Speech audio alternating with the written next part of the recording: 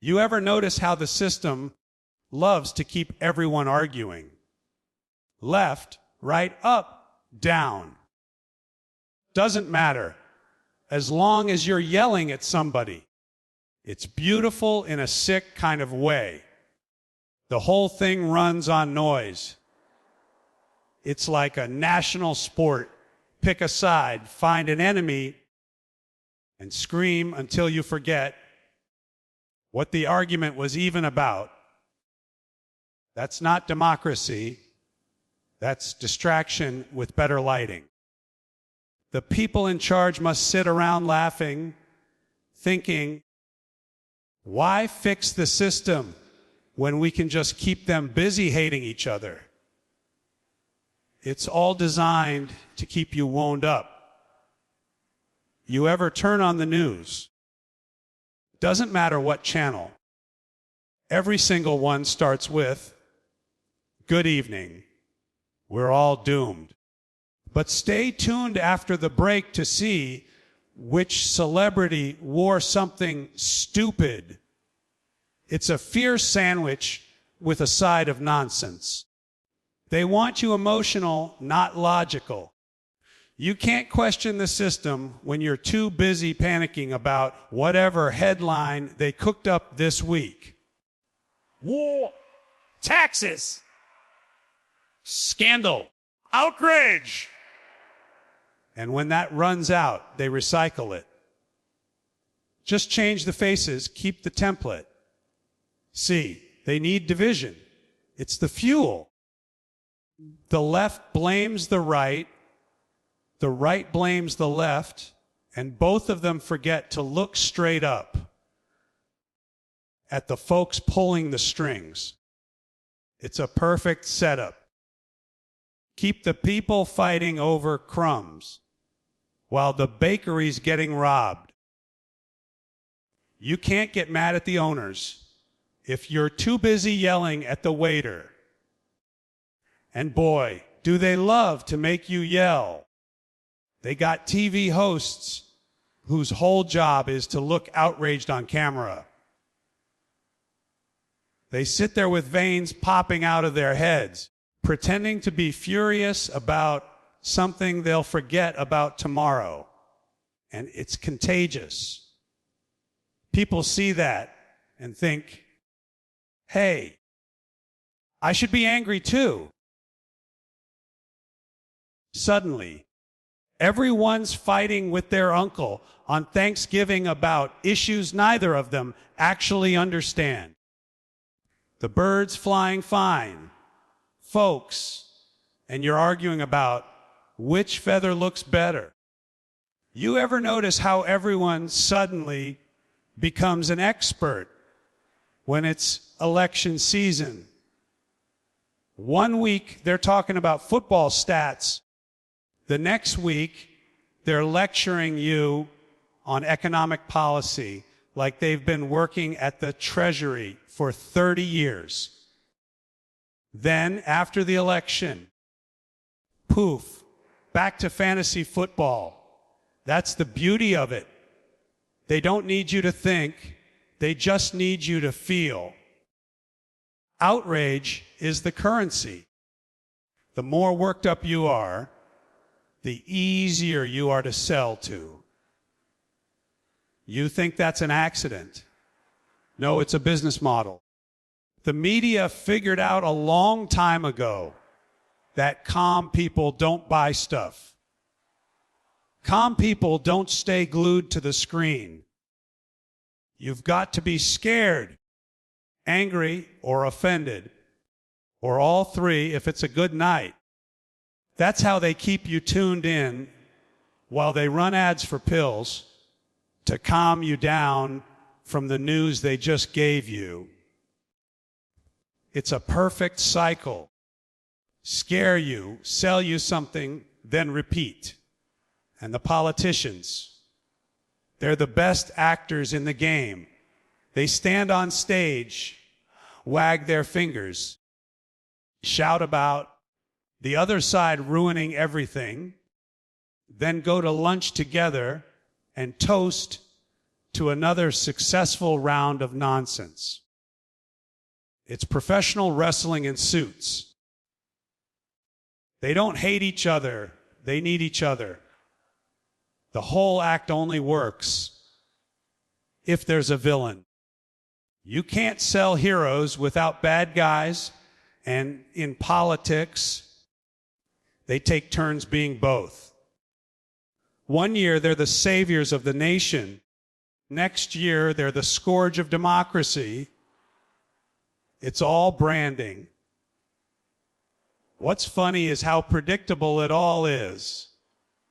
You could write the script yourself. This administration is corrupt. The last one was worse. We're here to clean things up. They've been promising to clean things up for decades.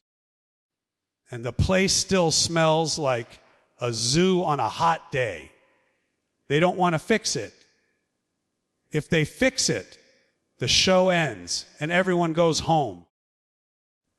The trick is to keep the argument going forever. Make you believe it's progress. It's like watching two people argue about how to rearrange deck chairs while the ship slowly sinks. But hey, at least we got chairs, right? And look how personal it's gotten. People used to debate ideas. Now they debate identities. It's not, I disagree with your policy. It's, you're a monster. They've convinced people that compromise is betrayal. You're either 100% pure or 100% evil. No middle ground, no nuance, no thinking. Just choose a color, buy the merchandise, and get ready to fight the invisible enemy. You can't even make a joke without someone calling you. Part of the problem. Well, maybe the problem is that nobody's laughing anymore. They love when you feel like part of a team. Use VS them. It's addictive. People crave belonging, so they hand you a team jersey and a slogan, and boom, you're in the club. You get to shout, post memes, and feel righteous while absolutely nothing changes. You're busy fighting over statues, flags, and words while they're quietly writing checks behind your back. And if you ever notice it, they'll just toss you another outrage to chew on. Keeps your mouth busy. You ever see how they talk about bipartisanship? It's always this magical word, like peace in the Middle East or a polite driver in rush hour. Bipartisanship means they both agree to do something terrible to you in a slightly friendlier tone. It's the one thing both wings can agree on. Keeping the bird fat and happy. They'll tell you that the other side is trying to destroy the country. Every election, same story. This is the end. Civilization will collapse if they win. Then they win and nothing changes. You still got potholes, the same bills, and the same speeches about hardworking families. The only thing that changes is the logo on the podium. But hey, they'll give you a new slogan, and that's something to tweet about. And the real genius, they make you police each other. You don't even need government censors when you've got citizens ready to cancel each other over opinions. Someone says something you don't like, and suddenly it's a crusade. Forget free speech. Now it's free outrage. Everyone's the sheriff of morality, and the reward for turning someone in is a few likes and a dopamine hit. Meanwhile, the people running the show just keep smiling because as long as you're fighting each other, you're not fighting them. They've made outrage entertainment. There are people who literally wake up, scroll through the news, and think, what can I be mad about today? Like it's a hobby. Anger collectors. You can't even have a calm conversation without someone accusing you of not caring enough. You're not mad about this. No, I ran out of anger around 2008. I've been on emotional backorder ever since. And when people finally get tired, what happens? They tune out, stop voting, stop caring. That's when the system really wins. Because a distracted population is bad, but an exhausted one is perfect. When you're too drained to think, too cynical to hope, you're easy to manage. They don't need your love, they just need your apathy. The show must go on, and silence makes a great audience. But here's the secret, none of it's real. The outrage, the division, the headlines, it's theater. The real issues aren't even on the stage. They're in the back rooms, in the contracts, in the fine print nobody reads. That's where the real bird is flapping its wings. GPT said, you ever notice how people get so worked up about being on the left wing or the right wing, like it's the Super Bowl of politics? They pick a side, paint their faces red or blue, and start screaming, my team's going to save the country. Yeah, sure.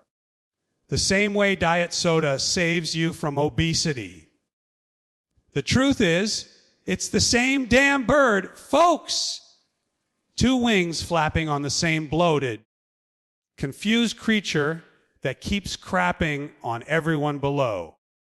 They sell you this idea that the left and the right are in a great moral battle for the soul of the nation. Oh, they care, they say. The left cares about the poor. The right cares about freedom. And together they care about one thing, your attention span. They keep you busy arguing about pronouns or prayer in schools while the big boys upstairs are counting the real numbers. Dollars, not votes. You don't get a choice, you get a brand. It's like arguing whether Coke or Pepsi is better when all you really wanted was a glass of water. And isn't it funny how every election is the most important one of our lifetime? Every 4 years, same panic, same slogans, same promises. This time it's different. They tell you, yeah, it's different the way a new flavor of potato chips is different. It's still just deep, fried nonsense. The bird doesn't care which wing you pick. It just needs you flapping hard enough to keep it in the air. Now, each side loves to act like they're fighting the system. The left says the right's corrupt. The right says the left's insane.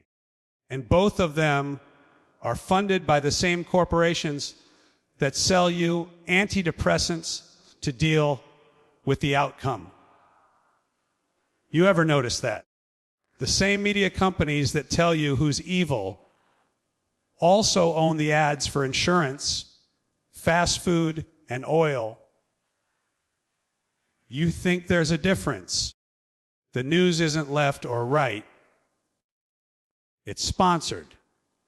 You watch these politicians go at each other on TV, and you'd think they hate each other's guts. But once the cameras are off, they're out playing golf together, having dinner, laughing at how seriously you take all this. Because to them, you're the entertainment. You're the product. They sell you a drama, left vs, right? Red vs blue, good vs evil. But the ending's already written. Spoiler alert, you lose. And these campaign slogans, oh, don't get me started. Hope and change, make America great again. 1,000 points of light. What does any of that even mean? It's like they all sat in a room and said, let's come up with something vague enough to mean absolutely nothing, but inspiring enough to sell a coffee mug. Then they slap it on a banner, pump up the music, and suddenly everyone's chanting like they're at a rock concert. Nobody asks, hey, what's the plan? Because there is no plan. The plan is to keep you cheering while they pick your pocket. You ever notice how both wings promise the same things, just in different packaging? One says, we'll cut taxes and make you rich. The other says, we'll raise taxes and make you equal. Either way, you end up broke, confused, and filling out forms. And those forms are designed by the same people. By the way, the bureaucrats who never get fired no matter who wins. The wings fight over who gets to steer. But the bird's been flying in circles for decades.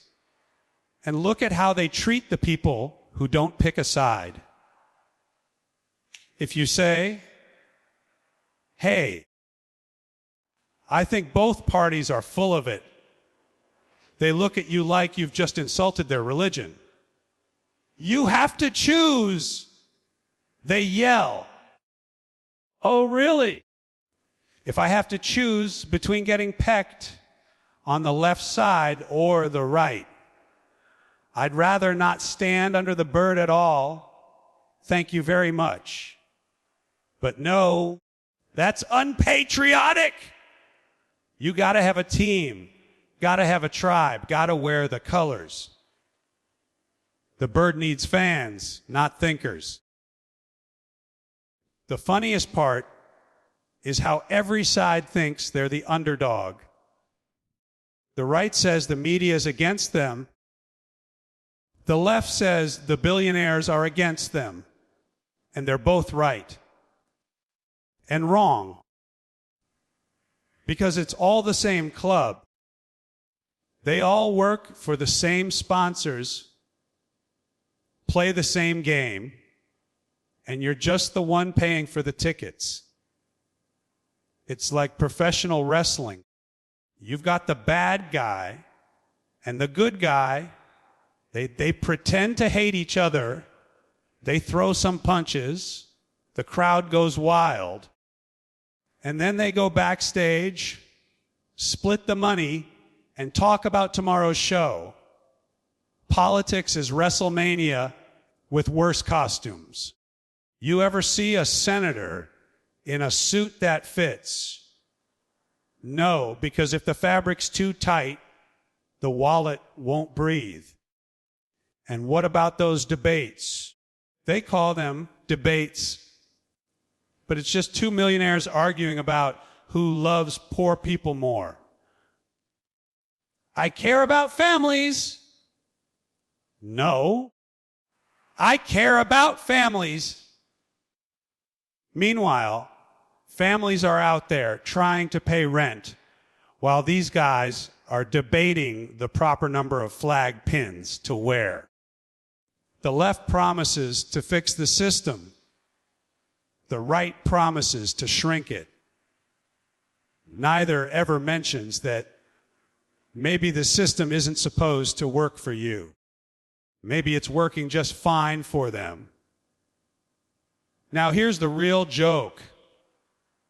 People keep thinking their vote is like a magic wand. If I just vote hard enough, this time it'll change. But the people counting the votes, writing the laws, owning the land, they don't change.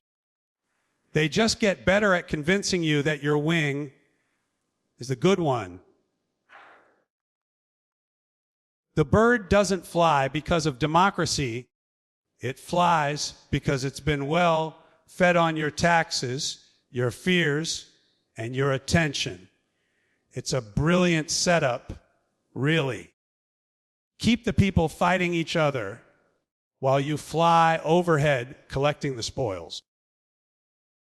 The rich get richer, the poor get busier, and the middle class gets smaller. But hey, at least you got your team jersey. You got your vote for change sticker and your don't tread on me bumper decal. That's democracy in action. A fashion show for the frustrated. And if you ever start to notice how similar the two sides are, don't worry. They've got distractions for that too. They'll throw you a new scandal, a new celebrity meltdown, a new moral panic, anything to keep you from looking up and realizing the bird's still circling, and it's not planning on landing anytime soon.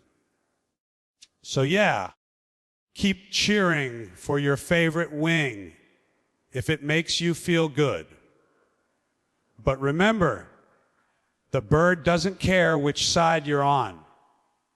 It's not about you. It never was. It just needs you flapping your arms and believing it's flying because of you.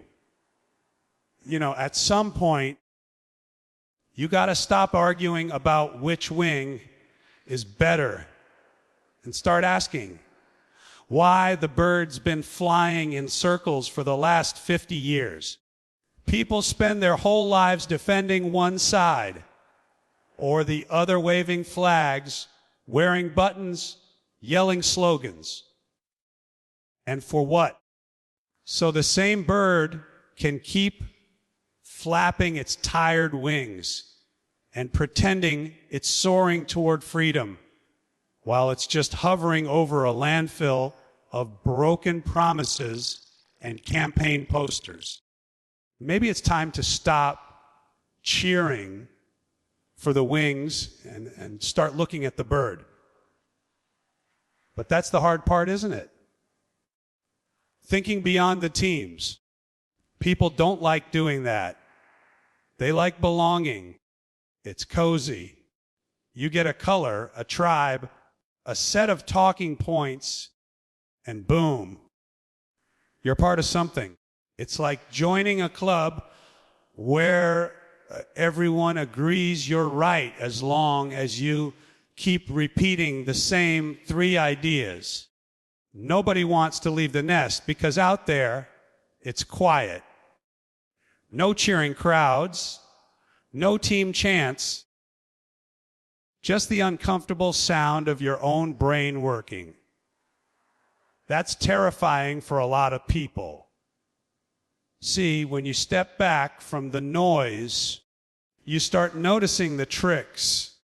You start realizing how much of it is a show designed to keep you believing you're powerless unless you pick a wing. But that's the biggest lie of all. The wings don't lift the bird. The people underneath do. We're the air under this big, noisy creature. And every time we forget that, the thing just keeps flapping harder. pretending it's leading us somewhere while we're the ones keeping it afloat. They don't want you to realize that, though. The second you stop identifying with a side, you become unpredictable, and that scares the system. Because you can't be manipulated if you're not emotionally invested in their little puppet show. Once you start thinking independently, you stop buying the nonsense. You stop voting for the same recycled faces and the same recycled lies. You start asking real questions. Who's actually in charge here? Where's all the money going? Why does every new idea sound like an old scam with fresh paint? That's when they start labeling you. Oh yeah, the minute you stop parroting their lines, you're unpatriotic, radical, out of touch. Funny how that works. The system has a name for everyone who doesn't play along. They don't want a free thinker. They want a team player, preferably one who pays taxes on time and believes the commercials. They want you watching the bird, not noticing who's feeding it. And we've all played into it, every one of us. We've sat there arguing at family dinners, yelling at the TV, posting online like our opinion's going to change the world.